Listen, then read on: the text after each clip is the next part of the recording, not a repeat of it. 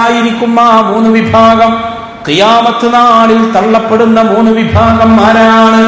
ഖിയാമത്ത് നാളിൽ പരിഗണിക്കാത്ത ആളുകൾ ആരാണ്? ഖിയാമത്ത് നാളിലല്ലേ, അന്ത്യനാളിലല്ലേ പടച്ചവന്റെ അനുഗ്രഹം ലഭിക്കേണ്ടത്? ആ സമയത്ത് അല്ലാഹ് പരിഗണിക്കാത്തവർ ആരാണ്? യാ റസൂലല്ലാഹ് മൻ ഹും യാ ഹബീബല്ലാഹ്, ആരാണ് നബിയേ ആ മൂന്ന് വിഭാഗം ആളുകൾ? എല്ലാവരും മനസ്സിൽ ചോദ്യചിഹ്നമായി നിൽക്കുകയാണ്. ആ സമയത്ത് റസൂലുള്ളാഹി തങ്ങൾ പറയുകയാണ്, ഖാബൂ വഖസിറൂ, അവർക്ക് പരാജയമാണ്, പരാജയമാണ്. അവര് അമ്പേ പരാജയപ്പെട്ടു പോയ ടീമാണ്. കാരണം ഖിയാമത്ത് നാളിലല്ലേ അള്ളാന്റെ പരിഗണന ലഭിക്കേണ്ടത്. ആ സമയത്ത് അള്ളാഹു പരിഗണിക്കാതെ പോകുന്നത് ഏറ്റവും വലിയ പരാജയമാണ്. ഇത് പറഞ്ഞപ്പോ സ്വഹാബത്ത് അതാ ചോദിക്കുകയാണ്, മൻഹും യാ റസൂലല്ലാഹ്, ആരാണ് നബിയെ ആ മൂന്ന് വിഭാഗം ആളുകൾ?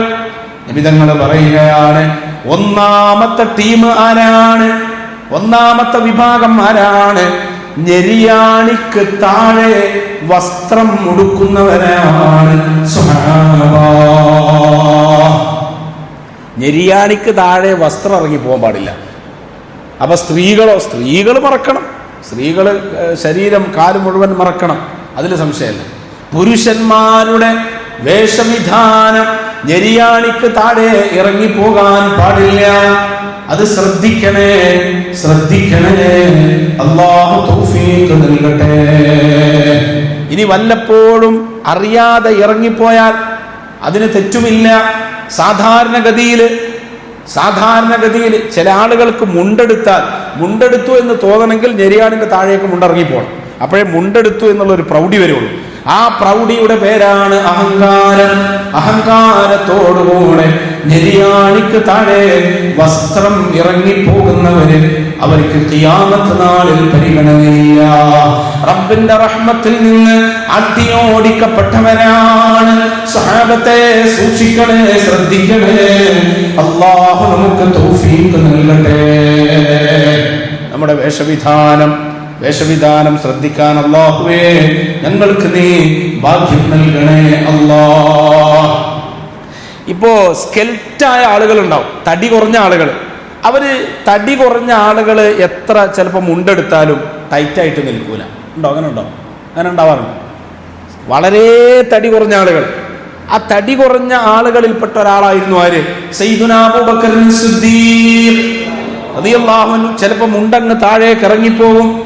അപ്പൊ സ്വഹാബത്ത് അവരെല്ലാവരും നബി തങ്ങളുടെ ഈ കൽപ്പന നെഞ്ചിലേറ്റിയവരാണ്. എല്ലാവരും റസൂലുള്ള പറഞ്ഞത് കൃത്യമായി പാലിക്കുന്നവരാണ്. പക്ഷേ സിദ്ദീഖ് തങ്ങളുടെ മുണ്ടങ്ങനെ ചില സമയത്ത് ഞെരിയാണിക്ക് താഴെ ഇറങ്ങി പോകുകയാണ്. അവിടുന്ന് സ്കെൽറ്റായ ഒരു മനുഷ്യനായിരുന്നു, തടി വളരെ കുറഞ്ഞ ആളായിരുന്നു. അതുകൊണ്ട് മുണ്ട് എത്ര ടൈറ്റിലെടുത്താലും പിന്നീടത് ലൂസായി ഞെരിയാണിക്ക് താഴെ ഇറങ്ങിപ്പോകുന്ന സാഹചര്യങ്ങൾ ഉണ്ടാകുമ്പോ സിദ്ദീഖ് തങ്ങൾ റസൂലുള്ളാഹിനോട് ചോദിച്ചു, നബിയേ എന്റെ മുണ്ട് ഞെരിയാണിക്ക് താഴെ ഇറങ്ങിപ്പോകുന്നുണ്ട്.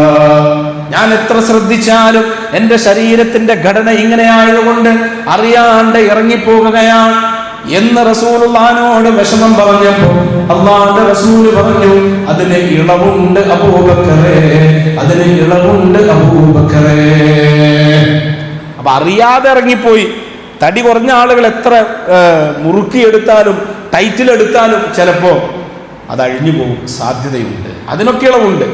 അതേസമയം പ്രൗഢിക്ക് വേണ്ടി ഞെരിയാണിക്ക് താഴെ മുണ്ടെടുക്കുന്നവർ അവര് ഖിയാമത്ത് നാളിൽ പടച്ചവന്റെ റഹ്മത്തിൽ നിന്ന് വിദൂരത്താണ്.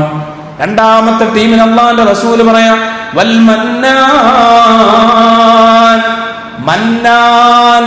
മന്നാനീങ്ങളായ ആളുകൾ, അവർക്ക് സ്വർഗത്തിൽ സീറ്റില്ല, ഖിയാമത്ത് നാളിൽ അവർക്ക് സ്ഥാനമില്ല.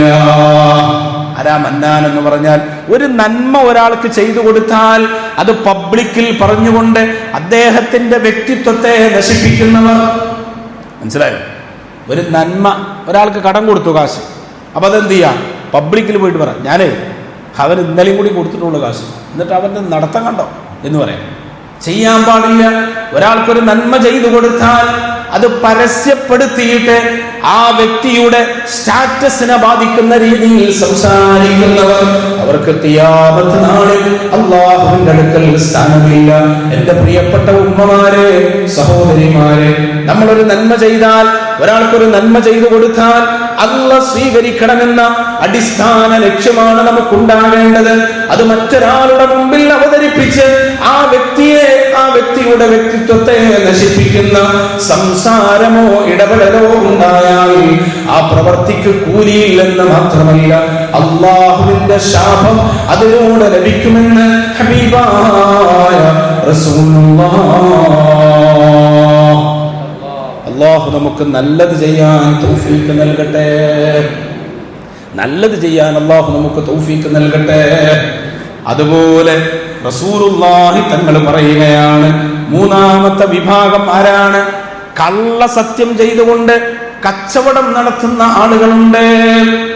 ഒരു വാഹനം കച്ചവടം നടത്തുക, അല്ലെങ്കിൽ മറ്റെന്തെങ്കിലും ഒരു ചരക്കുകൾ വിൽപ്പന നടത്തുകയാണ്. ആ സമയത്ത് അതിനില്ലാത്ത ഗുണമേന്മ പറഞ്ഞുകൊണ്ട് അത് വിൽപ്പന നടത്തുന്നവർ, അവരെ ഖിയാമത്ത് നാളിൽ അല്ലാഹ് പരിഗണിക്കില്ല. സഹോദരിമാർക്ക് ആർജവം വേണം. നമ്മുടെ ഭർത്താവിന്റെ ജോലി ഹലാലായ ജോലിയാണോ എന്ന് ചിന്തിക്കുന്നവരാകണം നിങ്ങൾ. ഭർത്താവ് വീട്ടിലേക്ക് ഭക്ഷണം കൊണ്ടുവരുമ്പോ, ഭർത്താവ് വീട്ടിലെ ചെലവുകൾ നടത്തുമ്പോ ഇത് ഹലാലായ സമ്പത്തിൽ നിന്നാണോ എന്ന് ചിന്തിക്കുന്ന പെണ്ണാണ് വീട്ടിലെ നല്ല വനിതയെന്ന് ഹബീബായ റസൂലുള്ളാഹി സ്വല്ലല്ലാഹു അലൈഹി വസല്ലം.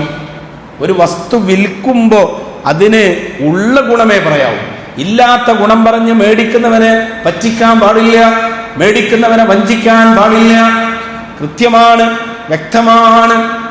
അളവിലും തൂക്കത്തിലുമൊക്കെ നീതി പാലിക്കുന്നവർ അവര് പടച്ചവന്റെ പൊരുത്തം സമ്പാദിച്ചവരാണ്. അളവിലും തൂക്കത്തിലുമൊക്കെ കൃത്രിമം നടത്തുന്നവർ പടച്ചവന്റെ മുമ്പിൽ കുടുങ്ങിപ്പോകും. അതൊക്കെ നടക്കും. നടന്നാൽ നടക്കട്ടെ, അത് ശ്രദ്ധിക്കുന്നവരുണ്ട്. എത്രയോ ഈമാനോടെ തഖ്വയോടെ ജീവിക്കുന്നവരുണ്ട്. ഞാൻ പലപ്പോഴും പറഞ്ഞിട്ടുണ്ട്, ബഹുമാനപ്പെട്ട കണ്ണിയത്ത് ഉസ്താദ് അല്ലേ, അള്ളാഹു വരെ ഖബർ വിശാലാക്കി കൊടുക്കട്ടെ. കണ്ണിയത്ത് ഉസ്താദിനെ കണ്ടിട്ടില്ലേ? കണ്ണിയത്ത് ഉസ്താദ് 1 കിലോ പഞ്ചസാര കടയിൽ നിന്ന് മേടിച്ച് വീട്ടിലേക്ക് കൊണ്ടുപോയാൽ ആ പഞ്ചസാര വീട്ടിലെ പാത്രത്തിലേക്ക് മാറ്റിയാൽ പഞ്ചസാര പൊതിഞ്ഞ പേപ്പറും നൂലും എന്ത് ചെയ്യും? തിരിച്ച് കടയിൽ കൊണ്ടുവന്ന് കൊടുക്കും. എന്നിട്ട് പറയുന്നത്, ഈ നൂലും പേപ്പറും ഞാൻ മേടിച്ചിട്ടില്ല. സൂക്ഷ്മത, ഭയങ്കര സൂക്ഷ്മതയാണ്. അള്ളാഹു വരെ ബറക്കത്ത് കൊണ്ട് നമ്മളൊക്കെ സ്വാലിഹീങ്ങളിൽ ഉൾപ്പെടുത്തിട്ട് അള്ളാഹു സ്വീകരിക്കട്ടെ. ആമീൻ യാ റബ്ബൽ ആലമീൻ. അപ്പൊ ഈ 3 വിഭാഗം ആളുകൾ, അവരിൽ നിന്ന് അള്ളാഹു നമുക്ക് കാവൽ നൽകട്ടെ, അവരിൽ നിന്ന് അള്ളാഹു നമുക്ക് സംരക്ഷണം നൽകട്ടെ. ആമീൻ യാ റബ്ബൽ ആലമീൻ. ഇസ്ലാമികപരമായ കച്ചവടത്തിന്റെ നിയമം പറഞ്ഞാൽ ഒരുപാട് കച്ചവട സ്ഥാപനങ്ങൾ ഇന്ന് പൂട്ടേണ്ടി വരും, സംശയമല്ല. ഇസ്ലാമിന്റെ നിയമപ്രകാരമുള്ള കച്ചവടം പറഞ്ഞാൽ പ്രശ്നമാണ്.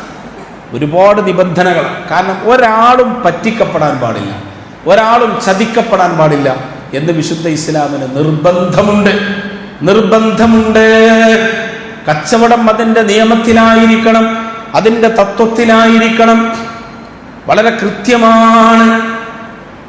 ഇന്ന് ഇപ്പൊ 10ാം ക്ലാസ്സിലെ കുട്ടികൾക്ക് ഇന്ന് ഫിഖ്ഹില് പലിശ കയറി വരാൻ സാധ്യതയുള്ള ബൈഉ റിബവിയ്യ്, പലിശ കയറി വരാൻ സാധ്യതയുള്ള കച്ചവടത്തെ കുറിച്ച് ആയിരുന്നു അവരെ പാഠം. അതിലെന്താ പറയുന്നത്? സ്വർണത്തിന് മാറ്റം ചെയ്യാറുണ്ട്. സ്വർണം കൊടുത്തിട്ട് സ്വർണം മേടിക്കാം, അങ്ങനെയുള്ള കച്ചവടമുണ്ട്. സ്വർണം കൊടുത്തിട്ട് സ്വർണം മേടിക്കാം. അരി പഴയ കാലത്തൊക്കെ ഉണ്ട്. അരി കൊടുത്തിട്ട് എന്ത് ചെയ്യാം? അവൻ്റെ കയ്യിലുള്ള അരി ഇങ്ങോട്ട് മേടിക്കാം. അങ്ങനെ ഒരേ ഇനത്തിൽപ്പെട്ട സാധനങ്ങൾ വെച്ച് കച്ചവടം ചെയ്യുമ്പോൾ 1 കിലോ അങ്ങോട്ട് കൊടുത്താൽ കൃത്യം 1 കിലോ ഇങ്ങോട്ടും കൊടുക്കണം. നമ്മൾ മനസ്സിലായി? ഒരേ ഇനത്തിൽപ്പെട്ട ഒരേ ക്വാളിറ്റിയിലുള്ള സാധനങ്ങൾ അങ്ങോട്ടും ഇങ്ങോട്ടും കൈമാറ്റം ചെയ്യാറുണ്ട് പഴയ കാലത്തൊക്കെ. ഇപ്പോൾ അത് കുറവാണ്. അങ്ങനെ ചെയ്യുമ്പോൾ കൃത്യമായിട്ട് 1 കിലോ അങ്ങോട്ട് കൊടുത്താൽ അതേ 1 കിലോ ഇങ്ങോട്ടും തരണം. അത് ആ സദസ്സിൽ എവിടെ പിന്നെ കച്ചവടം നടത്തുന്ന സ്പോട്ടിൽ വെച്ചുകൊണ്ട് തന്നെ കൈമാറ്റം നടത്തണം. അല്ലെങ്കിൽ അതിൽ പലിശ വരും. അങ്ങനെ കച്ചവടത്തിൻ്റെ നിബന്ധനകൾ പറഞ്ഞാൽ എത്ര നിബന്ധനകളാണ്.